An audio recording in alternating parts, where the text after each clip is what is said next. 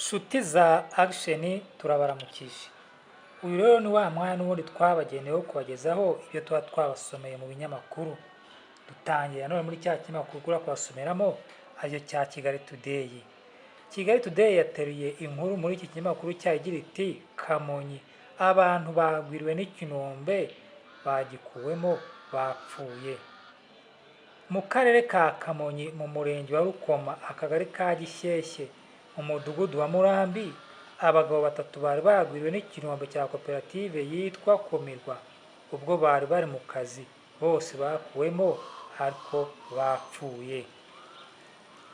Umuvugizi wa polisi mu ntara y'Amajyepfo CP Emmanuel Habiyaremye yatangarije ikinyamakuru cya Kigali Today ko ibi byago byo kugwirirwa n'iki kinombe bikimara kuba, inzego z'umutekano zifatanyije n'abaturage bahise batabara bakuramo Bucyanayandi Evariste ari muzima ajyanwa mu bitaro bya CHUK.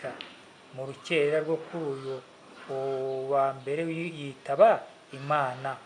Babiri bari basigayemo bavanywemo ku munsi wa kabiri bamaze gushira mu mwuka. Ati ibikorwa byo gushaka aba babiri bari basigayemo byarakomeje bakurwamo bamaze gushira mu mwuka. Imibiri yabo yahise ijyanwa ku bitaro bya Rukoma kugira ngo ikorerwe isuzuma. SP Habiyaremye avuga ko hatangiye iperereza kugira ngo hamenyekane icyaba cyateye impanuka yatumye ikirombe kigwa hejuru y'aba bantu. Umuvugizi kandi wa polisi mu ntara y'Amajyepfo yihanganishije imiryango n'inshuti z'abahitanywe n'iki kinombe ndetse anatanga ubutumwa asaba ko abakora ubucukuzi bw'amabuye kwitonda cyane cyane muri ibi bihe by'imvura kuko ubutaka buba bwaramaze koroha bityo kurinda impanuka bikabikwaho byoroshye. Ati mwitonde bantu muri gucukura mu binombe mw'ibi bihe by'imvura kuko ubutaka buba bworoshye bukariduka mu buryo bworoshye. Ati abakora ubucukuzi bakwiye kwitwararika bakanarinda ndetse bakanirinda ndetse bakagenzura aho bakorera ubwo bucukuzi niba hatashyira ubuzima bwabo mu kaga.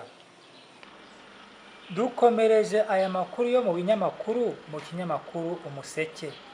Umuseke nawe wanditse ugira uti RCS yateye utwatsi byo kwigaragambya kw'abakozi bayo. Ibyo turabisoma mu kinyamakuru Umuseke. Urwego rw'igihugu rushinzwe igorora RCS rwahakanye ko nta bakozi barwo bari gukora igisa n'imyigaragambyo biyicisha inzara aho bafungiye. Cyakora rwemera ko hari abari gukurikiranwa bazira imyitwarire mibi. Hari amakuru yavugaga ko haba hari abakozi ba RCS batangiye imyigaragambyo yo kwicisha inzara bavuga ko bafungiye ubusa mu gihe kigera ku mezi 5.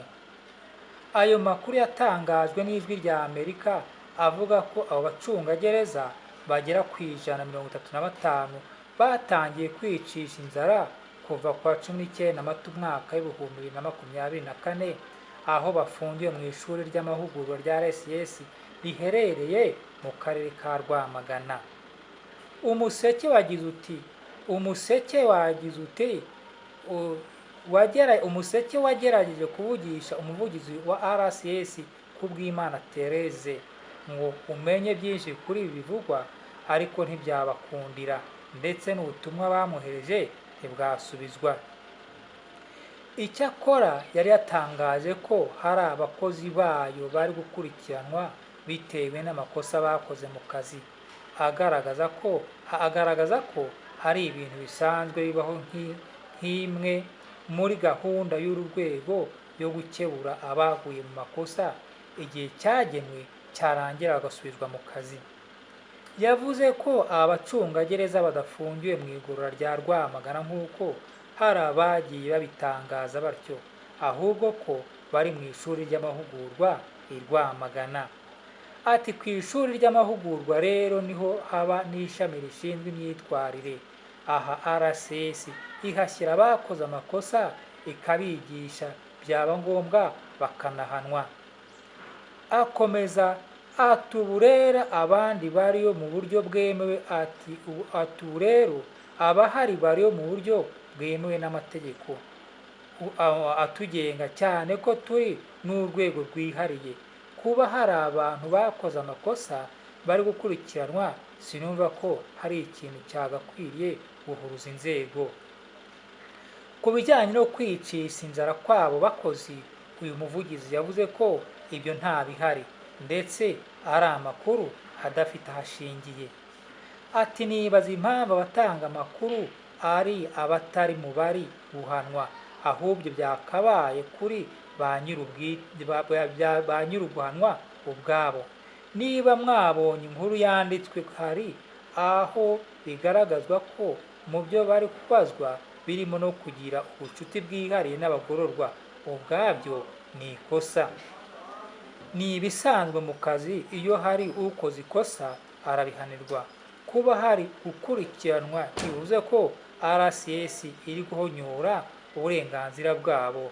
Kugirana ubucuti bwihariye n'abagororwa nk'uko inkuru yavugaga, nk'ababishinzwe ntabwo bikwiriye, kuko dukomereje amakuru yacu mu kinyamakuru Umuryango. Umva uko ikinyamakuru Umuryango kivuga, kiraterura inkuru kigira kiti nyuma yo kuba umubyeyi aricuza amakosa yakoze mu buto bwe. Nta kintu kirimo kwicuza amakosa warakoze mu buto bwawe kandi udashobora kuyagarura, ahubwo ibintu byose byaragiye ku karubanda nta rutangira. Umuryango uragira uti nyuma yo kuba umubyeyi aricuza amakosa yakoze mu buto bwe, uwo nta wundi ni umubyeyi Rihanna. Umuhanzikazi Rihanna wamenyekanye cyane ku isi yatangaje ko ubu ari kwicuza kuba yarambaye utwenda tw'imbere ku karubanda ndetse agashyira hanze ubwambure bwe amurika imideri. Avuga ko atazigera na rimwe yongera kubikora. Umva umuntu wabaye umubyeyi Rihanna agira ati birantangaza, ahubwo ati nta nubwo nakumva ko ari njyewe wambaraga ubusa nkambara utwenda tw'imbere igihe nabaga ndimo kumurika imideri. Aricuza ariko akavuga ati ntabwo nzabyongera na rimwe. Mu kiganiro Rihanna yagiranye na Vogue, yatangaje ko iyo arebye amafoto yagiye afatwa mu myaka yashize nawe ubwe bimutungura, akibaza niba ari we wabikoze cyangwa hari undi, kubera ukuntu amwe mu mafoto asa n'amugaragaza yashyize hanze ubwambure bwe ubundi yambaye utwenda tw'imbere gusa.